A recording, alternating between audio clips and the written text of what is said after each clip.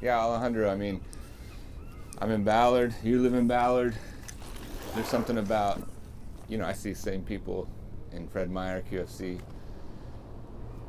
And I'm just trying to get to know my neighbors, but, I saw you in front of QFC, sheesh, 3 months ago? About a month Two, ago. 2 months ago? A month ago, whatever? A month and a half ago, yeah. But yeah, I'm trying to get to know my neighbors and stuff. And you're housed, Yes, I am. right? But um, as a photographer, I looked at you and I thought, this guy looks interesting. Did you see me dancing? I see here, see that little mic? Can you get that little mic and maybe put it around the corner? There you go, right on. Perfect. There you go. But I just thought, Alejandro, tell me about yourself. Where were you born and raised? I was born in East LA, Los Angeles. I was raised there till I was about 5 years old. Moved to Humboldt County, California. Pretty much my whole life there. Eureka. Oh, yeah. Tell me about your home life. Well, I mean, you live with mom and dad, or? Oh, man. Yeah. Before I get into that, let me just say, to make an interesting story about my home life, it was abusive. I don't want to get too much detail into it. It was just really bad. Yeah. A lot of anger in the home. No love, no hugs, no I love yous. It's all about controlling power. And to get attention, I act out in school. Since I was 5 years old, in kindergarten, I've been getting suspended almost monthly, all the way to 8th grade. I was getting suspended almost every month. Yeah. So I wanted to seek attention. Yeah, because you weren't getting it there. I was, at home. Good, There was bad, whatever, attention. no love, no respect, and no support at home. Now, with mom and dad? Yeah. Any brothers, sisters? 2 brothers and 1 sister. What- I'm the second. Oh, yeah, second. Nice. I'm the second. And did you guys stick together when you were younger in No. that environment? No, not really. Me and my brother, my older brother, we were kind of close. My little brother, I just know he's my little brother. I don't know who he is. My sister, she does her own thing. So I wasn't around very long. When I turned 16, I got into some trouble, robbed some houses on purpose just to get away from home, go to juvenile hall. So you were aware enough to be like, I'm gonna do this, commit this crime to get out of my home life. Just to get out of the house, yes, because I had nowhere else to go. I didn't have no role models. I didn't have people I can trust. When I was about 7 years old, I was sexually molested by my neighbors, so I didn't trust nobody, Yeah. I told my dad about it, and he abused me. He didn't believe me, so who can you trust in the world after that? So nobody. So I went to juvenile hall for robbing some houses, and I thought I was going to get out like a week or 2 later. I didn't get out, brother. I went to juvenile prison. I went to this California Youth Authority. At 16, I didn't get out till I was 21. I was walking around with a bunch of gangbangers, a bunch of murderers, you name it. So what did you learn in that 16 to 21? That's a gap. That's a big. You're doing a lot of growing as a person. I did a lot of solitary time in those years. Oh, really? Yeah. Were you still acting out in prison too? Oh, I joined the gang. Oh, immediately? Yeah. Yeah, and I became like this little scary kid at home to this evil kid like overnight. Just to rebel against the world that was against me. Yeah. So I was unpopular growing up. I wasn't the best kid in school. Yeah. Unpopular, I was getting in trouble, I was being teased at. I grew up in a white school, so being Mexican, Right. I was called a beaner, a spick, a wetback almost daily, and Yeah. I hated it, Yeah. So I became racist to everybody. I hated blacks, I hated whites, I hated Asians, I even hated Mexicans because I hated myself. Right. Yeah. That makes sense. But now I love everybody. Yeah. Yeah. So let's go back. You join a gang in that. It's you're 16, so it's youth, and then you're an adult. You transition into an adult facility at some point. No, I still stay there. You still stay there. Because I committed my crime as a juvenile. And then you're 21. You get out. What do you do? And where are you? I'm back in Humboldt, back in Eureka, back in my hood. Just my addictions started taking off from right there at 21.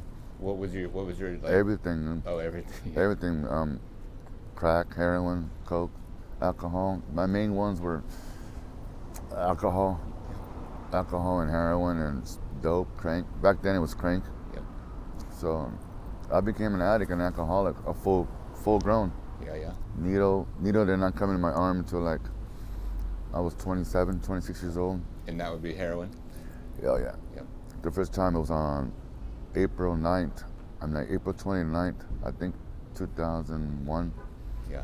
It was my mama's birthday, I'll never forget it, and I gave myself Hep C that night. Oh, with that needle? Yeah, my homeboys had it, and they had Hep C, and I knew all about it, and I was like, you know what they say, you can't join and beat them. And finally I got tired of seeing them. You can't beat them, join them. You can't beat them or join them, yeah. Yeah, that's what it is. Yeah, I'm always backwards.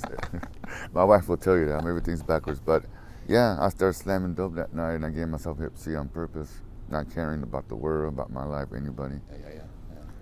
And just, I met my first wife, my daughter's mom, during that time. I got out at 21. It was all abusive for 13 years, abuse. I used to hit her, cheat on her. I was just not the right person for her. I don't know why she stuck around for 13 years. I wish she never would have, but we have a daughter together, and my daughter doesn't talk to me today. Mm-hmm. Last time I seen her, she was 5 years old. She's gonna be 20 in about 2 weeks. And she's in California still around? She's in California, yeah. I try to send her mama messages on Messenger, and she's like, hey, it's not about me, it's about her. I'm not telling her not to talk to you. She doesn't want to talk to you. Yeah. Because I chose the hood over her, over anybody. I was never home. I was always in prison. Yeah. I went to adult prison when I was 35 for extortion. I don't know, just full of drugs and bad life. Yeah. You were in gangs the whole time? Mm-hmm. Are you open to talking about those gangs? I'm not gonna talk about crimes. Sure. But like in Eureka's like Northern California? Yeah. So what was the gangs happening in? Because I'm from 18th Street. 18th is like one of those. Sureños. So other Hispanics. Yeah. Just Mexican gang, yeah. Yeah. It's the biggest gang in the world, one of them. 18th Street, I don't know if you're familiar with it. But yeah, I was the leader. Deleted, what does that mean? Shot caller. That I ran it. Oh, okay. I was the command post, I guess. The commander, lieutenant. Yeah. But things happen in that lifestyle that you see that you don't want to see, and you see things that, you see things that you don't want to see, and you don't want to see the things that you see. Yeah, you can't unsee something. Exactly. It's like once it's there. So that lifestyle, it taught me a lot of lessons in the end. You can't trust no one, not even your best friend, not even homies, you know? Yeah. When I went to prison at 35 years old, one of my girlfriends, called her my wife, you know, she passed away. So that kind of opened my eyes up to when I got out. I got out when I was 37 years old. And when I got out, I didn't really hang out the hood no more. I was kind of laying low at my parents' house, and that kind of behavior caught up to me because you're supposed to be active 24/7. Right. Did you tell anybody when you got out, or just? Yeah. I told my homeboys I was out, Yeah. but you know, I was living at my parents' house to get parole there, so I can beat parole. Yeah, right. And nobody knew where my parents lived. I always kept my parents' house secret from my homeboys' house, from my homeboys' lives, and our lives. So I was there, and just one thing led to another, not me being around. You know, I have a new homeboy coming out of prison doing 10 years. He wants to run the show now. He's coming out of prison after doing 10 years, you know. He thinks he's big hot shit. He was my best friend. And word got out that he wanted to take me out so he could take over, because I wasn't doing what I was supposed to be doing. Right. So I had to leave. I had to leave town. So That's why. The loyalty is just over friendship, over anything. Yeah, loyalty's got to stay right there. You can't show signs of weakness. You can't slow down the game. You got to stay full throttle. Or else they will kill you. They will kill you. Even your own best friends. That's gnarly. It is very gnarly. So you got out of there and went where? Portland. Okay. Why Portland? It was close to my kids. They stayed behind. Okay. I have 2 other sons with my second wife. Okay. That was all bad too. Yeah. She was a prostitute when I met her. And I'm a gangbanger, so full throttle, you know. I'm covered from head to toe. My whole head's blasted. You can't tell, but I have hair. My whole chest, everything. I'm marked out like a bulletin board. So that was all bad with me and her. We lost our kids with DSS because of too much violence in the motel rooms we were living at, you know. a lot of violence Yeah. between me and her. Yeah. So that didn't work out, and I had a chance to get my sons back, but I was in my addiction still, and so we lost them. So now the state has them. Oh, so they became as a ward of, Yeah, wards sure. of the state. Yeah. And this is in California still. I think somewhere Or in no, Oregon. You said Portland. Oregon. How old are they now? Oh wow. One son's born in 2011, the other one 2012. So they're like 10 and 11 right now. Yeah. And you haven't seen them, or I haven't seen him for 6 years almost. You know where they are? Mm-mm. You don't even know where they are. I have no contact. Wow. Grandma doesn't have contact. The mother has no contact. The mother's in, last I heard, which is my ex-wife, she's in Colorado somewhere, Right. living out of a tent. Oh wow. She's doing pretty bad herself right now. Yeah. So, I don't know. Alejandro, what is that? Yeah, I guess what does that feel like? Is Now? Is there a longing to connect with your sons, or is it just kind of you? I just don't think about it You're right, because you just there's put nothing that I can away. do about it right now. Yeah. There's nothing I can do except like learn from my mistakes and just ask my higher power, which is Jesus Christ. To, he's into restoration. He's going to restore that one day. And I believe the same with my daughter. So I just got to have the patience and keep fighting this good fight. I come a long way. Yeah. From when I was in Portland. I just got my 4 years clean off alcohol 2 days ago. Congratulations. On the man. 27th, 4 days ago. Nice. And I'll get 6 years off drugs coming up on January 8th. Yeah. So, Wow. So let's go back. I want to talk about how you did that. That's an important piece of your story. Let's go back from Portland. You went up to Portland, had your sons were there, and then from Portland. What happened? I met my wife that I have now. I have a Okay. new wife, my last wife, hopefully. If she watches this. Yes, I met her, and she doesn't have any kids. But ever since we met, I was already living in a transitional housing. Okay. A clean and sober housing when I met her, and then So you're on your way to being clean and sober, yes. just on that road. yes, I was, and but I wasn't gonna let her be homeless, so I gave up my housing because where I was living at, it was just an all men housing for men only. Okay. So I gave up my housing just to go live with her on the street. So she was unhoused, homeless.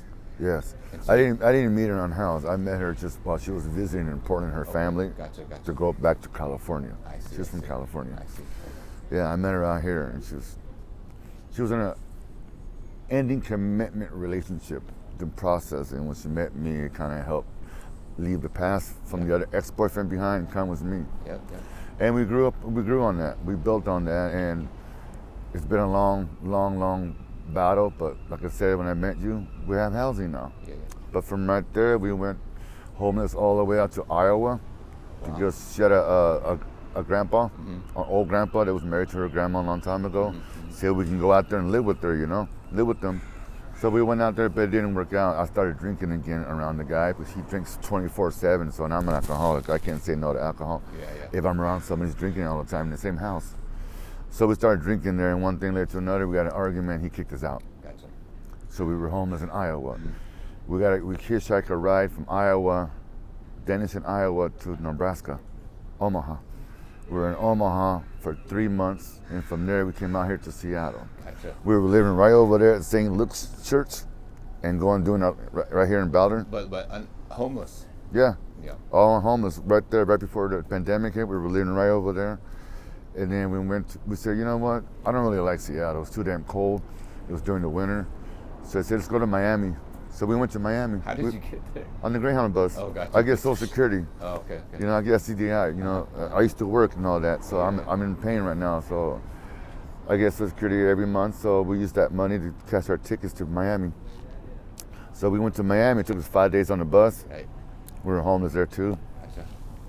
But now down there, it was all stupid hot. It was so stupid hot, the humidity. Different heat. Different heat. I did not like it. I better go back to Seattle. If you were born and raised in California, and then you experience Miami? Yeah. Oh, no.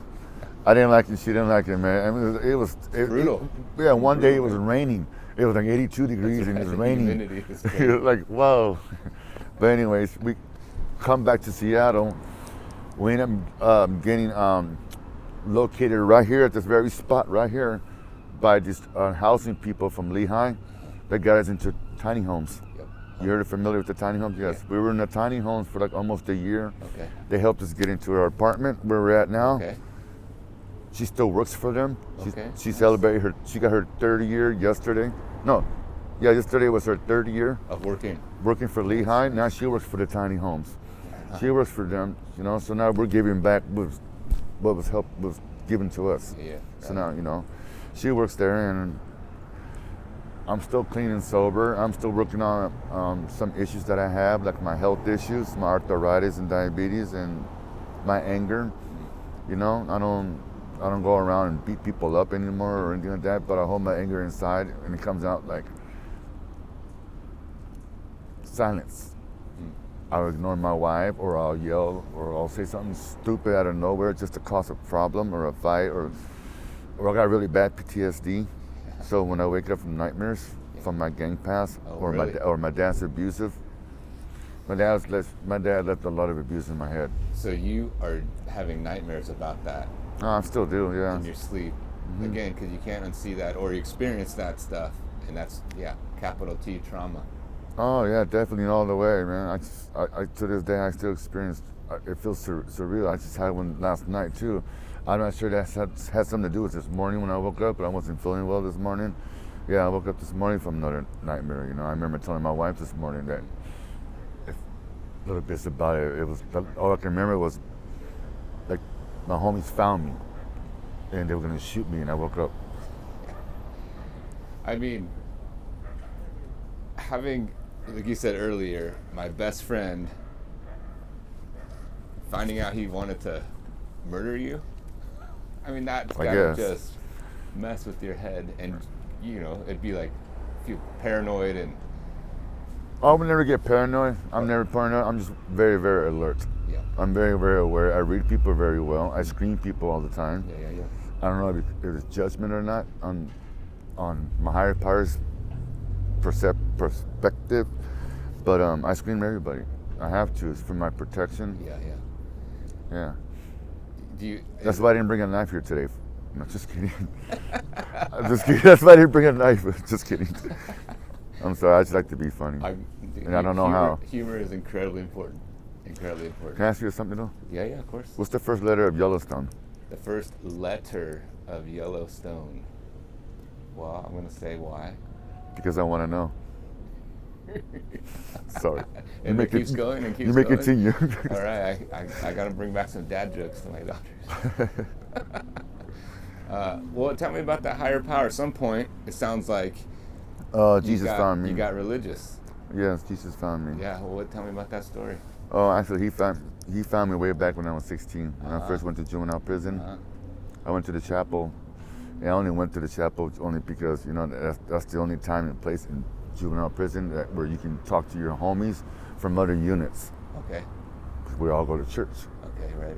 So we can pass kites and talk and whatever. But I heard this guy up there, now I will call him Reverend, talking about love this, love that, and just a lot of love stories, you know, and good spirits, and you know what God did for certain people and this and that. And I still don't know what God was. I just wanted what they were talking about, the word love. Yeah. So, you know, and he said the words, you know, anybody who's ready to accept Jesus Christ, come to the altar right now and repeat these words. And me not even thinking that I'm trying to, you know, that I just got into the gang, you know, and all my homies are right there. I got up anyways and walked up there, and then I said the words that I needed to say to accept Jesus in my life. And when I got back, they pulled me to the side in the yard and said, hey, what's it going to be, us or Jesus? Oh, And right away, I was like, well, F Jesus.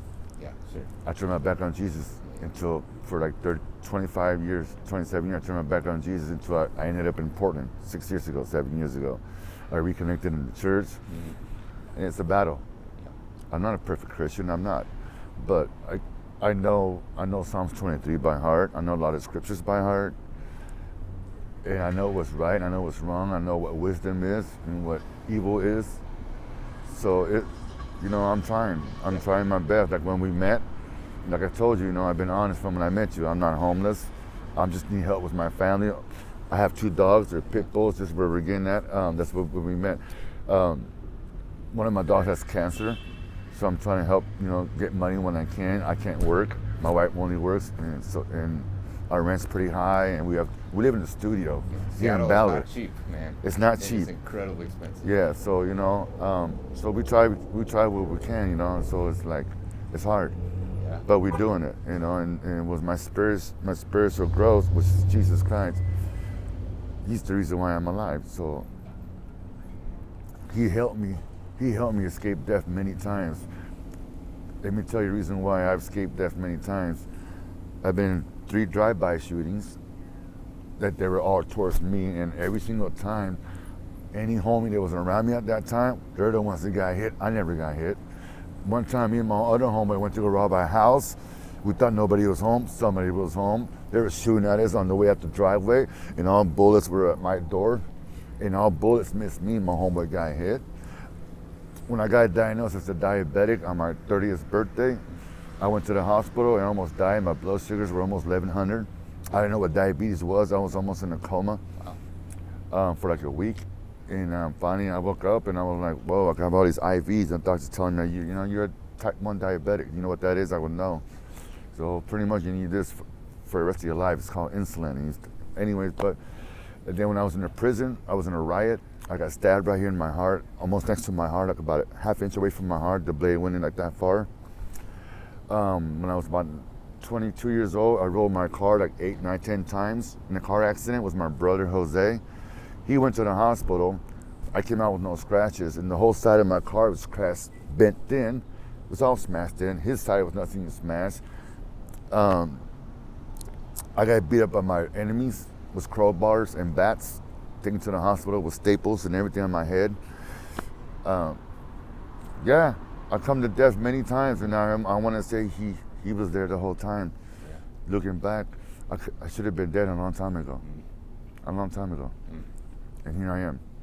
So I'm here for a reason. I feel like I can use my past to help youngsters. I hear a lot of stories on the news about these kids in Tacoma doing all these little armed robberies at the gas stations for cigarettes and lighters and Red Bulls. I'm like, you're gonna throw your life away for that?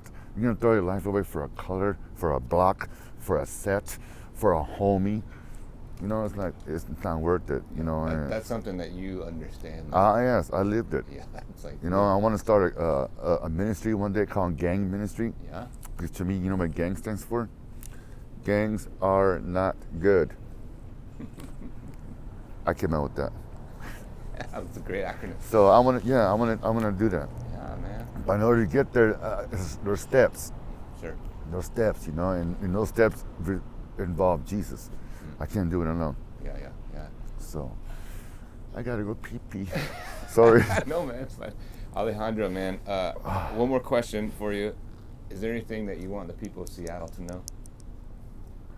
Yes, I want Seattle to know that there's hope, no matter where you're living at, where you're at. I've been in the bottle. I've been in the bottom of the bottle. I've been in the needle. I've been everywhere. I've lived where there's shit around me. I've been told I wasn't good enough, that I wasn't ever gonna make it. I've been pushed to the darkness. And even the darkness did not want me until the light found me. This is Jesus. So there's hope. There's hope. That's all I can say. There's hope in Seattle. Not everyone can be your friend, but there is people out there that care. So if you're watching this video, there's hope. And the hope got a name. His name is Jesus. If you believe in him, if you don't, that's okay. I didn't believe in Jesus at one time either. I thought Jesus was not for me. But I've been fighting. He's going to win in the end. Yeah. Sooner or later, I got to throw in the towel fully. Yeah. So he can take me and use me out here in the streets. Yeah. I'm not ready for the streets. I have the experience, but I want more knowledge. Yeah. So I can be ready. Yeah. You know? Right on, man. It's good to hear your voice. Good to hear your story, man. I appreciate your time. Yeah, that's it. Anytime. Yeah, man. Thank you. I'm grab that little mic from you. A little Mike? Little Michael Jordan? Oh, little Mike. Little Mike. Oh, I thought you called me Little Mike. Like Little Mike Jordan.